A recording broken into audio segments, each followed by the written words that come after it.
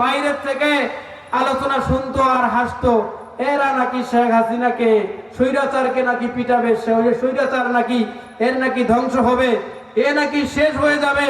তারা ভাবতো যতদিন বেঁচে আছে স্বৈরাচার পালাতে পারবে না, কিন্তু সেই স্বৈরাচার পালাইছে কিনা, পালাইছে কিনা সেই কথা বলতে চাই না। আপনারা আমাদের কথা শুনে অনেক সময় হাসেন, আলেমদের কথা শুনে। আলেমরা কথা বলে দেখিয়ে দিয়েছে। আল্লামা সাইদি রাহিমাহুল্লাহ বলেছেন, আল্লামা সাইদ রাহিমাহুল্লাহ যে বদদুয়াগুলি করেছেন সেগুলো প্রতিফলিত হয়েছে, একেবারে প্রত্যেকটি কথা তার প্রতিফলিত হয়েছে।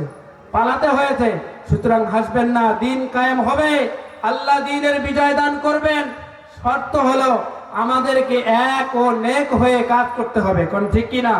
আল্লাহ তাআলা আমাদের সকলকে বুঝে আমল করার তৌফিক দান করেন, সবাই বলি আমিন। বেশি কথা বাড়াতে চাই না, ছোট মানুষ। আপনাদের এই হাফেজপাড়া মসজিদের আমি